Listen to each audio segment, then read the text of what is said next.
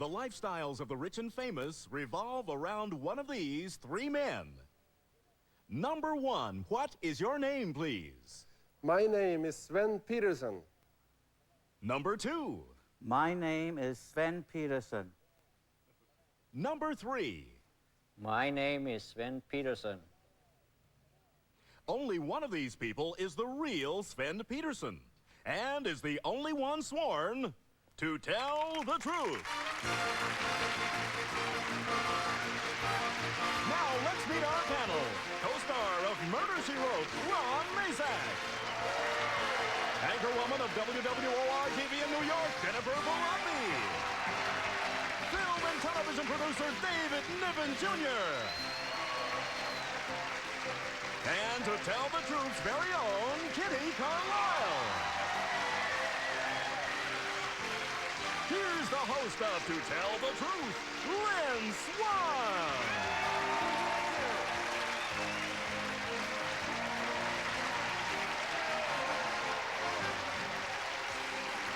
Wonderful. Good morning. Well, what are you two over there just yakking about? Oh, we're just having a wonderful time. We're just sitting down here waiting for you two. Are you going to share it with us, or? Later. No, later. It's a secret. Okay.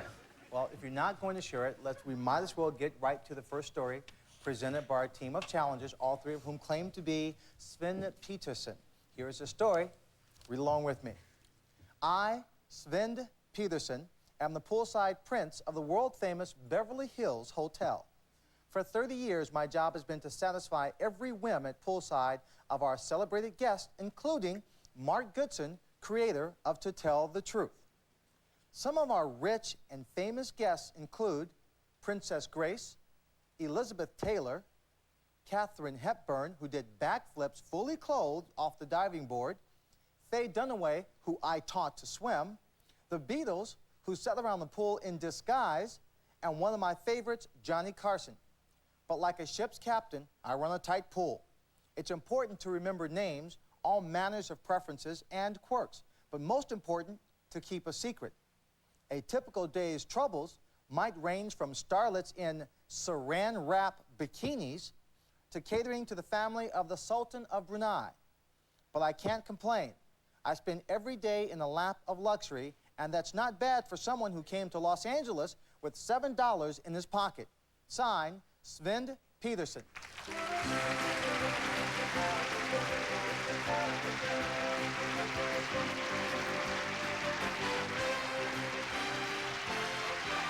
We'll find out more about this pool man to the stars right after this. 0. Call now.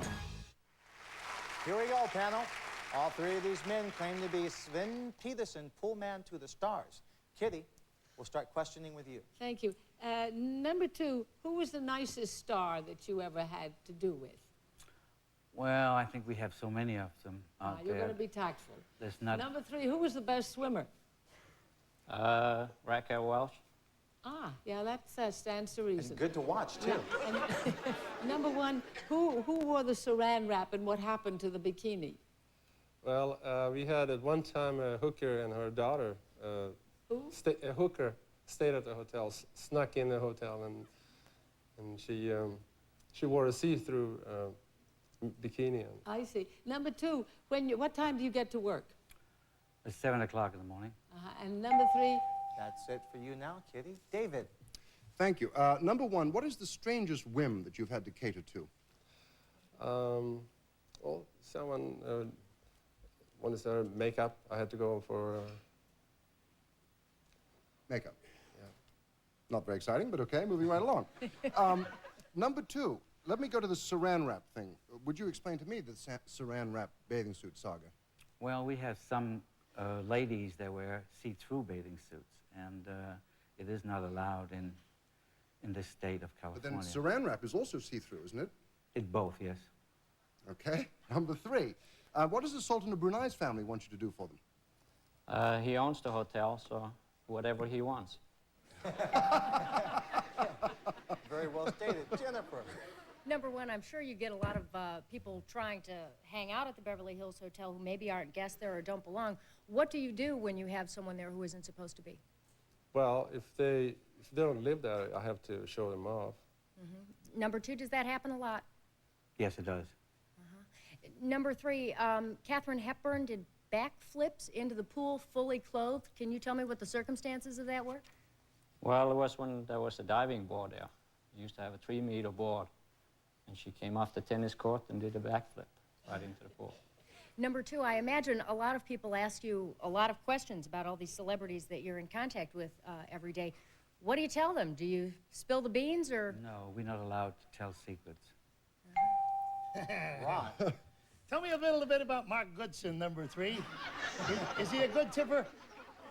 Pretty good. Good, just pretty good. Number 2, it says one of your favorites is Johnny Carson. Now, Johnny Carson lives in California. Why would he go to the Beverly Hills Hotel? Well, it was way back in 1962 that I saw Mr. Carson. Yeah. What famous street is the Beverly Hills Hotel on, number 1? Sunset Boulevard. And number 2, what is a famous restaurant that's in the Beverly Hills Hotel? The Polo Lounge. And number 3.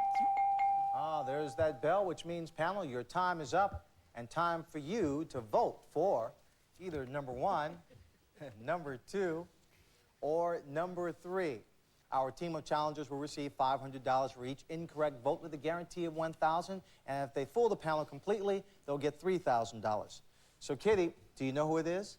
I have to disqualify myself because Svend Peterson has taken care of me many times, many early mornings in the swim, and we've had a lot of conversations together, and he's a terrific pool man. He really is wonderful. I couldn't praise him more highly. He's terrific. So I have to disqualify myself. All right. David? Well, Kitty and I always tend to agree, and I also have to disqualify myself because I'm the one who lent him the saran wrap. So. My goodness. That's amazing. David. Jennifer. Well, I really hate to do this, but I too have had the pleasure of spending a little bit of time around the Beverly Hills pool, so I also have to disqualify myself. My goodness. And it's a wonderful place. Am I the only person who's never stayed Wait a minute, Lynn, at you're the talking Beverly to Hills Hotel? No, you're talking to a street kid from Chicago. Ron, I'm it's sorry, on your Svend, but I'm the shoulders. only one that doesn't know you. I mean, I feel like a damn fool now. But I'll tell you why I went for number 2. I went for number 2 simply because he knew the name of the Polo Lounge, and he just seemed like a very quiet man. And number 3, Mark Goodson's a big tipper. Well, I should tell everyone, when our panel has to disqualify themselves, it counts as a wrong vote for the team of challengers. So right now, you're looking at 3 wrong votes. Well, let's recap. Number 2, you have a vote. That's the shortest recap I've ever done. Now it's time to find out who the real poolside prince is. With a real Svend Peterson, please stand up.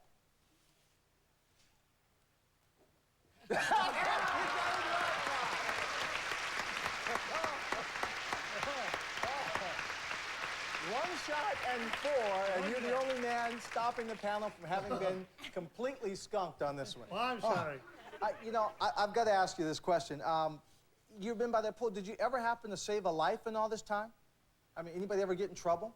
No, babies usually get trouble because they crawl. We used to have a sandbox way down the other end, and they usually, the mothers leave the babies alone and go and make a phone call, and then they quickly go over to the pool, edge of the pool and try to go in. So we did a couple of times there. Yeah, you make sure you have to block those kids. That's right. That's terrific. Let's find out about your imposters, who they are and what they really do. Number 1, your name?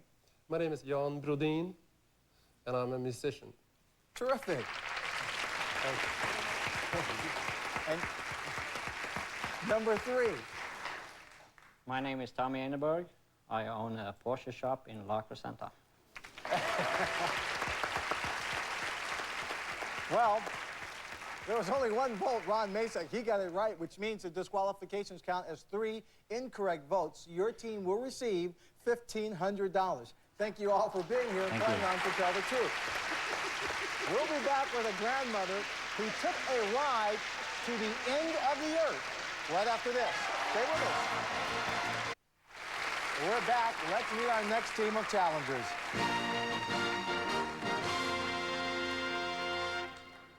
Number 1, what is your name, please? My name is Catherine Rambo. Number 2. My name is Catherine Rambo. Number 3. My name is Catherine Rambo. And panel, it's up to you to locate the real Catherine Rambo, who might be the mother of John Rambo. Anyway, here's her story. Read along with me. I, Catherine Rambo, rode a motorcycle from the United States to the tip of South America. I found myself without a job and asked myself, what does a grandmother do with a little spare time? I decided to buy a motorcycle and hit the road. I hopped on my motorcycle in Florida, rode to Texas, then into Mexico, through Central America, then cruised down the coastline of South America to Tierra del Fuego, Argentina, often called the end of the world. I rode through guerrilla war zones and passed hundreds of burned out cars and trucks. The best part of the trip was riding alone for thousands of miles in the high desert of Peru and Chile.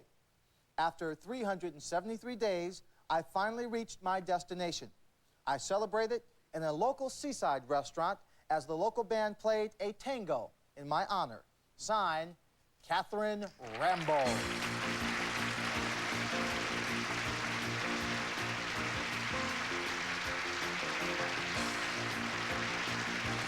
Of course, Ron, you realize that reference to John Rambo was Sylvester Stallone in all of his movies. I understood that, Lynn. You know, hey, I understood that. Yeah. Is it me? It's you, Ron. Number one. What kind of a motorcycle do you ride? I have a 250 Honda. 250 Honda. Number two. What do they call a motorcycle? What's a nickname for a motorcycle? A hog? Number three. It said you found yourself without a job. What did you do before you decided to take this trip? I was a video magazine editor. A video magazine editor. Number one, did you have a map, or did you just go on your own? Oh, no, a lot of preparation went into it. So did Maps. Time's up, Jennifer. Number two, what possessed you to do this? Had you ever ridden a motorcycle before? Was this a love of yours? Honey, at my age, anything goes. It is now or never. Okay, I will buy that. Number three, what kind of provisions did you take along? Sleeping bag, extra clothes, spare parts, lots of lipstick. Number one, were you alone most of the time when you were riding? Yes, I was. Did you ever have company? No, I never did. Okay. David. No, okay. Granny number one, did you get a flat tire or anything awful like that in your travels? Yes. And you Not changed, too many, but a few. and you changed it by yourself? Well, I had help. I'd have to sit and wait until someone came along and was kind enough to take me somewhere where there was a mechanic. Number two, did you have any other breakdowns other than flat tires? I was rear-ended by a bus and knocked off the bike, but fortunately I survived, and here I am. You certainly are. Number three, how many of those South American languages did you speak? Spanish badly, Portuguese less. Okay, well, at least you knew. Kitty. Gosh, and number three, you rode thousands of miles alone through the desert. What did you do for gas? Carried extra in a bottle. Was that enough? It had to be. And number two, when you went through guerrilla war zones and saw burned out cars and all the devastation, how come you were never apprehended or questioned or taken away? Well, I was apprehended, but fortunately I managed to talk my way out of it. Number one, how did you talk your way out of it? I had two things going for me, a high profile of politeness, and the Latin countries are very, very respectful of older people. Oh, that's a big help. Thank you, Kitty. Panel, that bell means it's time to vote for number one, number two, or number three. Ron, Hot Rod Mamas, which one is it? Well, they're all very, very good, Lynn. Number one, I eliminated number one because I figured if you're going to travel that far and you had a couple of flat tires, you'd learn how to change that one tire by yourself. Number two knew it was a hog, but I was looking for the word chopper. And I like number three's answer when she said a little Spanish and less Portuguese. Sounded like an honest thing, and carrying your gasoline in a bottle. So I just went for number three. Number three. Jennifer. Okay, well, number two definitely seems to me like she'd actually have the savvy to go about and do something like this. I was also very partial to number one. I think that her answer about they're very kind to older people, for some reason that makes sense to me. But so far in this game, the two that I like the most, usually it's the third one that is the real one, so I voted for number three. David. Well, I did not vote for number three because I don't buy that business about the extra gas in the bottle. And I went for number two for the simple reason that I loved her remark about at her age, anything goes, and I believe she's therefore the type of woman who would have done this trip. The brassy kind. Absolutely. My Kid. type of guy. You know something? I think you're right. I think I am too. Now that I think about the gas in a bottle, it doesn't make sense. But nevertheless, I voted for number 3. You made a choice and you're going to stick with it. Absolutely. Well, let's recap the votes. I'm sorry, number 1, no one voted for you. Number 2, you received a single vote. Number 3, you have the consensus of our panel. So now it's time to find out who the real motorcycle mama is. For the real, Catherine Rambo, please stand up. It is number 3.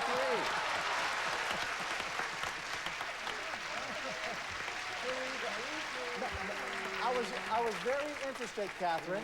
When they asked about provisions, you said all those things and lipstick. Why lipstick? So that people always knew that the person behind the machine was female. Ah, very important. Yes. Very well done. Let's find out about your imposters. Number 1, your name and what do you do?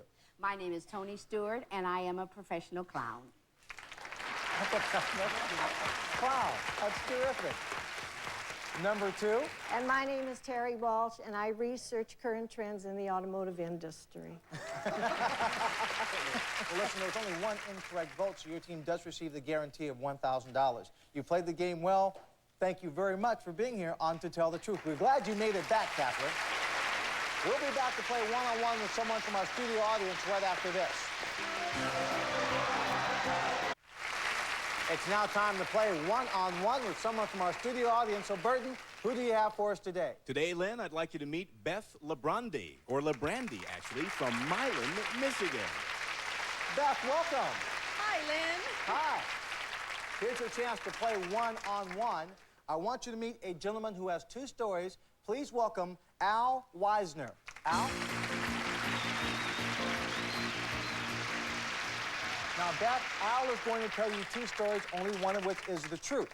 And if you spot that true story, you win $500. So listen very carefully. Al, what's your first story? I created the first Jewish comic book superhero. He's called Shalom Man. Now, that may or may not be the truth. Listen to Al's second story. I make toupees. The last one I made was for Frank Sinatra. Panel, you'll have to ask one question about each story, as usual, to help Beth try and win $500. The first story, Shalom Man. Kitty, you start. So what does Shalom Man look like? It looks like a superhero, bulging muscles. Thank you. David? I assume he lives in a house, so therefore, does he keep a kosher home? As a matter of fact, he's not a person when he's not the superhero. He's a stone, a rock. Oh. Okay. Jennifer?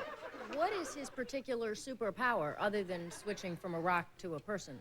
Well, he has the usual superpowers that a superhero has. He can defeat anything and everything, and of course, he's good against evil. Ron? Does this rock like bagels and lox? If he's not a person, he doesn't eat. Ah. Okay, Beth, you've heard the first story. Now the second one, toupees. Kitty? Oh, where is Mr. Sinatra bald? Most of the top part from the top of the scalp sort of back to the there. David? Well, now that you pulled the rug out from over him, what do you think his reaction would be that you've now announced this to the entire nation? Well, part of our arrangement with him was the graciousness of his accepting us to use his name as an endorsement. Jennifer? Do you wear one of your own toupees? No, as it happens, I don't need one. I have a lot of my own, which unfortunately makes my clients feel bad. Ron? When did you make this last one for Mr. Sinatra? He came to us, or a representative of his came to us last fall, and after several fittings, we presented him and fitted it on him in the end of November, right before December. Okay, Beth, you've heard the cross-examination. Is Al Weisner the man who invented and created Shalom Man, or is he the man who makes toupees? Well, I really don't want to believe that Frank Sinatra is bald, so I'll have to say that he's the Shalom Man. Oh, I heard some groans out there from the audience. Oh. We'll find out if you're correct. Al, what is your true story? To tell the truth, I created the first Jewish superhero, Shalom Man. Well, being a fan paid off, Beth. You win $500. Congratulations. Thanks for playing one-on-one. Thank you. Okay. Look, how long has Shalom Man been out? Approximately 3 years. And where can you find them? I haven't seen them on most places. If you go into any independent comic book store in the entire United States and Canada and ask for Shalom Man Comics, they can order it for you. Terrific. Thank you very much for being here and playing on To Tell the Truth. Stay with us. We'll be right back after this.